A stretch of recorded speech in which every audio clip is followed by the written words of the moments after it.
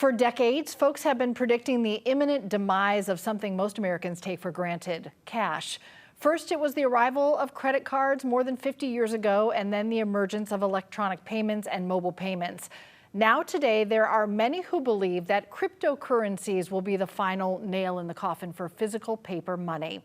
Joining me now to discuss this important topic is NYU professor and Rubicon Digital Assets CEO Greg Johnson to share his insights. Greg, always great to see you. You too, Cheryl. It's good to be with you. And this is a pretty serious topic that we're going to poke around today. Yeah, I'm curious, is cash really on the verge of extinction here in the United States? And then what does that mean globally? I'm afraid so. And I have to say, I might be guilty as charged, in a little way, based on some of the work that I've done over my career. Listen, they've been predicting the demise of cash for literally decades, as you alluded to.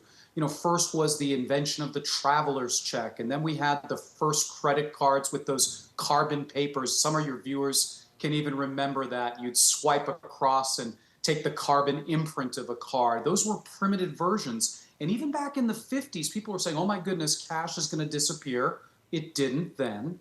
Then we started seeing electronic banking take place, and we're in the backyard here in Atlanta of the fintech industry, of the banking industry, and certainly electronic banking and payments have taken their fair share out of the cash circulation.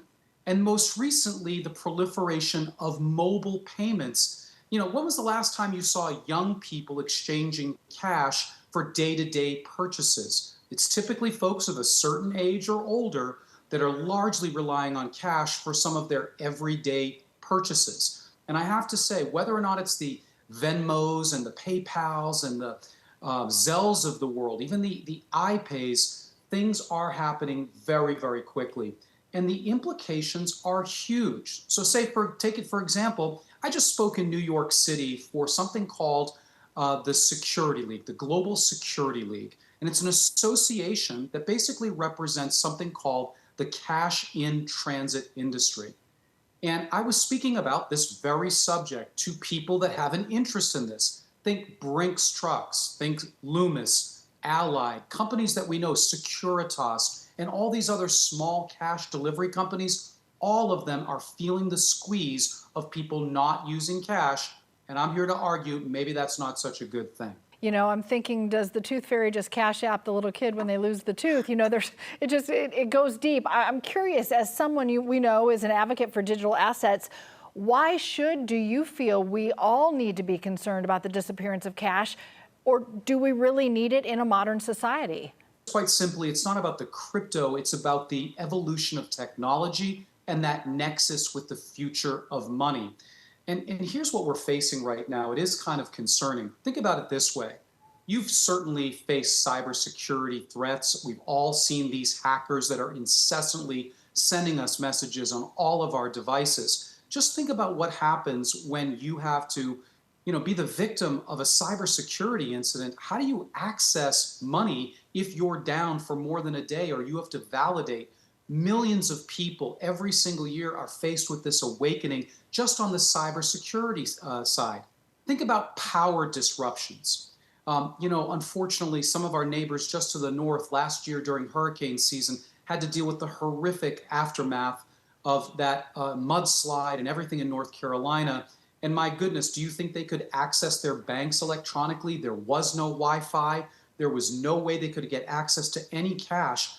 And isn't it ironic, though, Cheryl, anytime you watch one of these assassin movies or one of these shows on Netflix or whatnot, what do the people always carry with them? Guns and cash.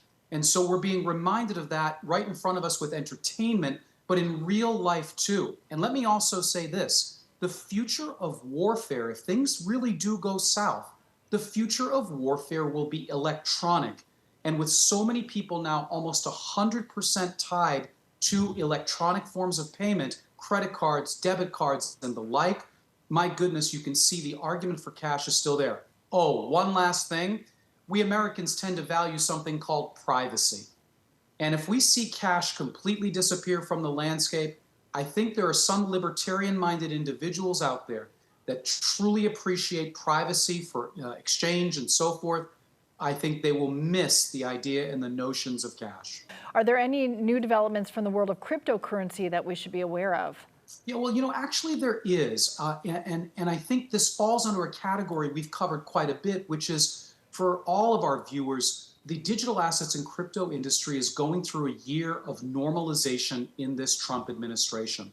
Another one of those hidden signs has to do with one of the biggest things on the global geopolitical stage, impacting everyone here in the United States to a certain degree. You've all by now heard of something called the G20 summit. The G20 summit is kind of what it sounds like. It's the global 20, the largest economies, the largest 20 economies in the world. Each year they convene at a gathering to talk about the issues of the day, and they have different themes that they explore. And each year, one country is the host nation. In 2026, the United States will be that host nation.